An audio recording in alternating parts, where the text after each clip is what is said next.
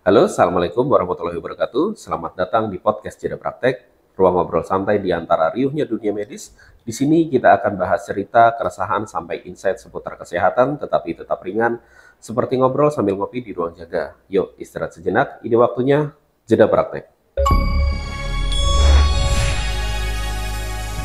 Seperti biasa, hari ini saya juga akan ditemani oleh seorang spesialis. Kali ini saya ditemani oleh spesialis anestesi, yaitu Dr. Reza. Selamat datang, Dr. Reza. Selamat datang, Dr. Reza. Baik, Dr. Reza, kita kemarin sudah sempat bahas sedikit-sedikit nih, Dok, tentang puasa sebelum operasi. Iya, Dok. Hari ini kita akan bahas mungkin agak lebih dalam tentang kenapa sih kok puasa itu disarankan kepada seluruh pasien-pasien yang akan menjalani operasi, dan apakah semuanya harus berpuasa atau ada kondisi-kondisi tertentu yang boleh tidak berpuasa. Kurang lebih kita akan bahas tentang itu, Dok. Siap, Dok. Jadi memang jika kita mau tindakan, misalnya itu operasi atau sedasi yang memerlukan tindakan anestesi, pasien diharuskan puasa. Kenapa? Karena kalau kita tidak berpuasa, itu makanan-makanan yang ada di lambung saat kita lakukan pemberian obat bius tidur, itu refleks untuk batuknya akan menghilang. Jadi makanan-makanan yang di lambung dia bisa keluar dan masuk ke dalam paru-paru. Makanya yang kita jaga itu fungsi paru-parunya. Karena kita tahu asam lambung itu dengan pH kurang lebih 2,5, kan asam sekali itu. Iya, betul, Dok. Sifat asam, dia kalau masuk ke paru itu akan merusak parenkim paru. Kan kita nggak mau pasien rencana mau operasi karena nggak puasa, tapi malah jadi aspirasi. Nanti paskanya bisa batuk, bisa sesakan, kita hindari. Dok, sekedar untuk pengetahuan para pendengar, struktur di sini itu sebenarnya ada dua ya, Dok, ya? Ada dua. Mungkin yang belum tahu, jadi di sebelah sini itu ada dua. Satu ada untuk pernafasan ya, Dok, ya? Satu untuk saluran untuk makanan. Saluran untuk makanan. Yang dikhawatirkan adalah ketika saluran makanan ini terbuka, balik ya, Dok, ya? Balik, saluran nafasnya saat itu fungsinya akan menurun karena kita pengaruh obat. Oh iya, baik. Jadi fungsi refleks batuknya tidak ada, fungsi refleks untuk membuang sesuatu di situnya nggak ada, jadi dia bisa masuk. Oh iya. Itu yang kita hindari. Mengapa kita perlunya puasa tadi? Terutama yang makanan padat atau zat-zat dari asam lambung. Zat dari asam lambung. Makanya kita perlukan puasa itu untuk makanan padat minimal 6-8 jam. Ya. Lalu untuk susu, ASI itu juga lama, Dok. Jadi bisa 3-4 jam tuh dia baru dicerna masuk ke usus halus itu. Kalau air putih itu bisa 1-2 jam. Gitu. Makanya kita lihat anatomi kita itu, di situ ada mulut, kita buka mulut, di belakang itu ada 2 lubang. Ya. Yang di depan, di sebelah depan kalau anterior kita biasanya ya, itu ada namanya laring, itu ada yang nutup namanya epiglotis. Kalau pernah dengar epiglotis itu saat kita menelan dia akan menutup. Itu menelan itu makan klepnya. Saat kita nafas dia buka dan fungsi menelannya dia menutup sendiri.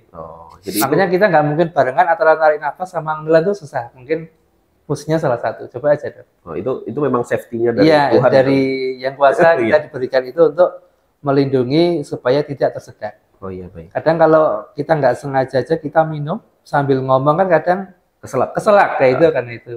Nah, itu ada refleks batuk. Itulah yang akan menghilang ketika pasiennya tidurkan ya. Karena pengaruh obat bius. Ya.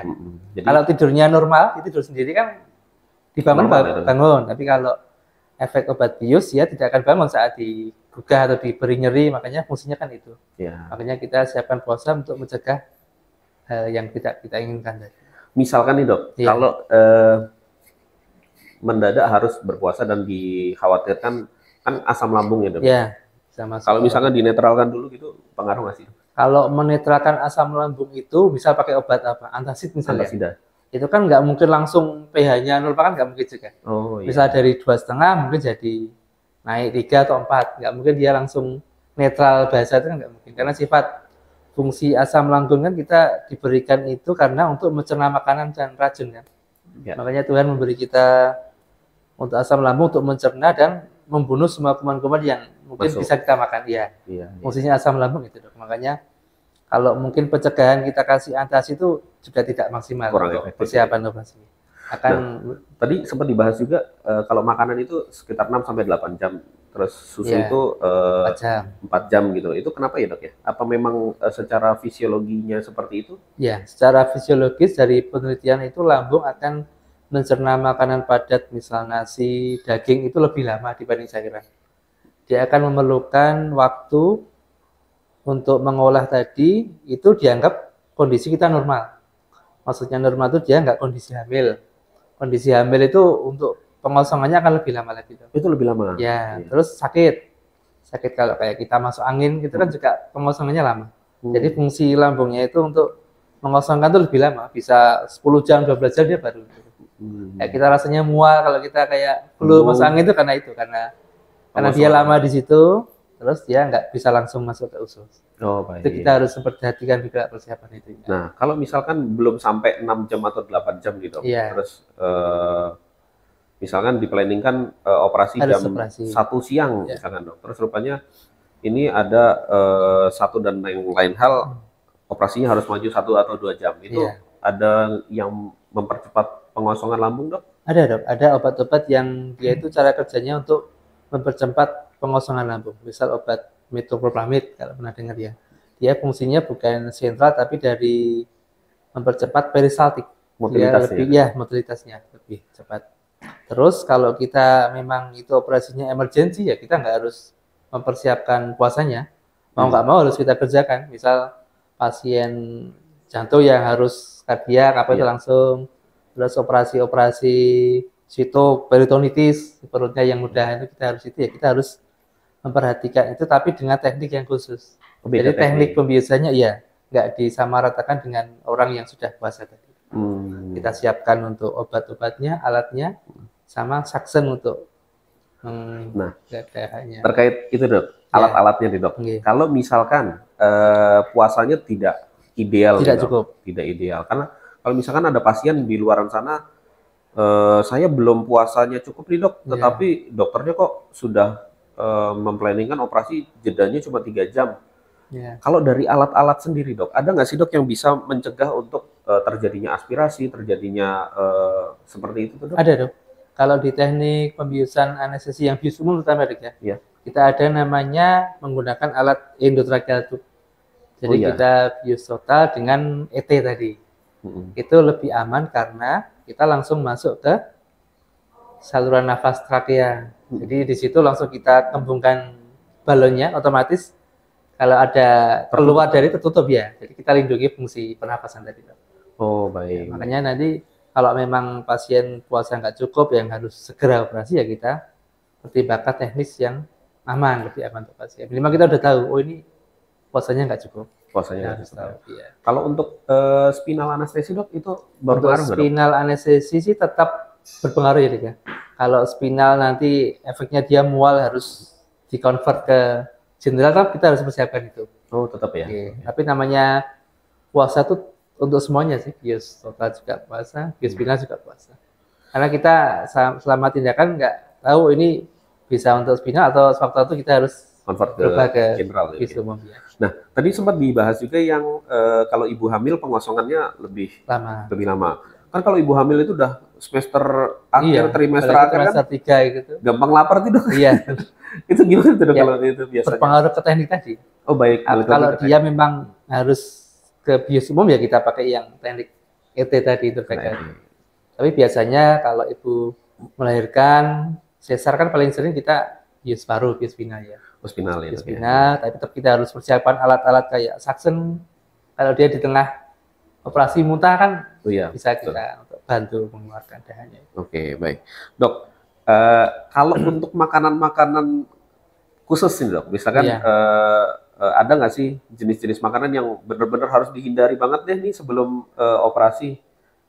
Untuk makan yang ada dihindari sebenarnya nggak ada sih, dok, ya. Enggak ya? Biasanya lebih ke arah ke pantangan yang pasien sebelumnya kan. Misal dia ada penyakit diabetes yang harus mengurangi itu, pasien hipertensi atau apa harus mengurangi yang kadar garamnya tinggi. Kalau makanan khusus nggak ada sih. Nggak ada gitu ya? Minimal kita tahu makanan ini kira-kira habis di lambung itu berapa lama gitu aja. Oh iya. Nggak harus khusus, nggak ada. Nggak ada ya, dok, ya. Baik.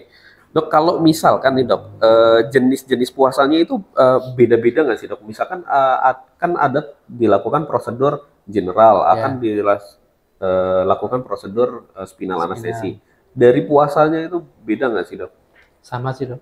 Sama ya dok ya? Sesuai standar kita tadi, makanan Kayak, padat harus berapa jam, makanan cair. Karena tadi sewaktu-waktu spinal gagal pun kita siapkan untuk convert GA. Termasuk yang paling simpel sedasi dok. Jadi misal ada pasien dia tidak operasi, tetapi anak-anak misalkan ya, dia pengen ronsen CT scan.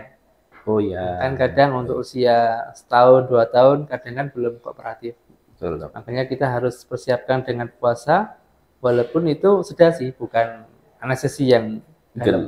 Bukan anestesi, termasuk anu ya dok ya, kayak Dia seperti butuh kuret gitu ya tidur. dok ya. Ya, kuret. Dia hanya butuh tidur sambil kita beri obat nyeri. Itu kan tetap kita harus persiapkan seperti pasien operasi, dok.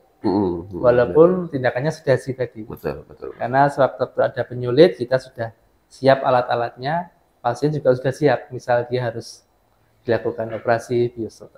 Baik. Kalau anak-anak dok, Ya. itu gimana dok? Kalau Kalau batasannya kalau anak-anak anak-anak batasan untuk makanan sama sih, dok. sama ya dok? Untuk makan 6 sampai 8 jam, biasanya untuk anak-anak kita kasih kelonggaran minumnya. Minum kan misal air putih atau air sirup, itu kan bisa 1 sampai 2 jam. Makanya kita berikan kelonggaran, misal operasinya jam 8 ya terakhir minum, jam 6 masih boleh. Oh, Gitu. baik. Karena anak-anak kan kita tahu, dia suruh puasa lama kan rewel, Betul. nangis. Kalau orang dewasa kan nahan makan minum 6-8 jam, insya Allah Ya, operatif dia masih bisa. Tapi anak kita kasih kelonggaran, minumnya kita agak pepetkan. mepet nggak apa-apa ya. Tapi untuk susu dan makan sebaiknya sih jangan. Karena risiko aspirasi anak kan juga besar, kasihan dia kalau sampai tersedak. Iya, baik, baik, baik, baik. Nah, kalau misalkan nih dok, Ya. kita bicara tentang konsekuensi. Kalau nggak patuh nih dok, Iya. kemarin kan kita sempat ada Iya, iya. kasus Pasien lupa. divisi itu lagi minum dok. Iya, iya. Itu gimana? Ya memang itu. Memang kita lihat nanti jenis operasinya apa, sama kira-kira lama tidak operasinya. Kita harus perkirakan nanti kalau operasinya besar, yang harus buka perut, dia lupa makan, ya kita harus persiapkan nanti pasca operasinya apakah bisa di bangsal perawatan, atau harus kita siapkan HCU atau ICU. Makanya ini berhubungan dengan itu. Berhubungan dengan itu. Nah, makanya kalau dia tidak patuh, jadi dia harus operasi emergensi segera, ya kita harus persiapkan. Kita berdoakan di dalam operasi lancar ya, kita nggak perlu ke situ, tapi kita harus persiapkan untuk perawatan yang eskalasinya lebih tinggi. Bisa di HCU atau ICU jaga nih, tadi dia ada suatu di operasi yang lama, dia harus butuh pemulihan lebih lama. Oke, baik. Makanya penting gitu, makanya kita sering mengingatkan kalau mungkin ada keluarganya yang mau tindakan operasi yang diharuskan puasa, ya kita ingatkan. Kadang lupa dok, pasien itu lupa. Betul, betul dok. Bangun tidur, oh iya saya puasa. Itu yang menemani keluarganya, maaf pak, sedang puasa. Iya. Oh iya, dia mungkin baru sadar kan. Iya. Gitu. Kalau posisi lagi di rumah sakit mungkin kita ada pelang lagi posisi Iya, puasa ya bisa dok kita ya. kasih tulisan. Cuman kalau yang di rumah, apalagi kita berhubungan dengan orang yang kadang-kadang sudah, mohon maaf, sudah sepuh, Iya, kadang lupa kan. kadang-kadang lupa ya dok Yang ya. sepuh, yang muda pun juga lupa juga ada dok. Jadi tapi kan kita mengingatkan gitu ya. Nah, pertanyaan berikutnya nih dok. Iya. Tadi kan nggak boleh makan minum nih dok. Iya. Sebenarnya dok, kalau infus itu bisa menggantikan orang sehingga dia tahan lapar, tahan haus nggak sih dok? Untuk secara langsung sih mungkin enggak ya, karena haus lapar kan lewat sini kan sensornya. Oh iya, dok, Nah, betul dok. kalau dia dikasih infus banyak pun di kerongkongan tetap dia akan kering gitu, terasa Dok. kering ya. Iya, iya. Kalau cara fisik mungkin ya udah seger ya kalau infus ya.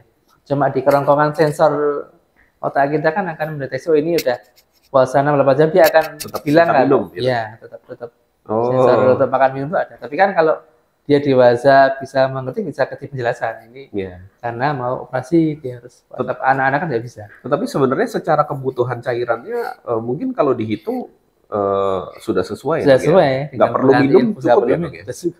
Cuma karena sensornya sensor yang sensor kita haruskan normal kan, karena manusia Betul. diberi sensor itu. Kalau kumur-kumur gitu, Ya, misalkan punya ketelan ya. setengah jam gitu, takut ketelan dulu ya. Kecuali puasa Ramadan kumur-kumur nggak sengaja boleh. Tapi kalau puasa ya tetap sebaiknya kita tetap yang safe, yang Tentang aman, tetap ya, ya, karena pematuh itu. berhubungan juga dengan resiko-resiko yang Iya, potensial resiko terjadi. selama operasi nanti kan nggak mau yang rencana kita hanya pas operasi, oh nanti boleh pulang sorenya harus mondok lama kan kasihan pasien juga. Nah, kalau kan ada operasi-operasi juga yang ODC, ODC itu Ya, biasanya beda secara pembiusan kah dok atau gimana sih dok? untuk pendistribusian sama sih dok. Sama ya dok? Sama, cuma biasanya ODC itu operasi-operasi yang lebih cepat, jadi pemulihannya lebih lebih cepat juga pemulihannya. Bukan operasi yang lama sampai berjam-jam gitu jarang. Oh, oke, baik. Baik dok, ini terima kasih sekali Iya, informasinya tentang sama-sama. puasa hari ini Insya Allah. luar biasa, sehingga yang bisa saya simpulkan ya dok ya, ini puasa ini bukan cuma sekedar aturan, Iya. tapi ini berhubungan juga dan sangat penting sekali untuk keamanan dari operasi yang akan kita jalani. Minggu depan kita akan bahas topik-topik yang lebih menarik lagi yang berhubungan dengan anestesi dan urologi. Jangan lupa di-like, share, dan dibagikan episode ini ke teman dan keluarga kalian. Sampai bertemu di episode Jeda Praktek berikutnya. Wassalamualaikum warahmatullahi wabarakatuh. Waalaikumsalam.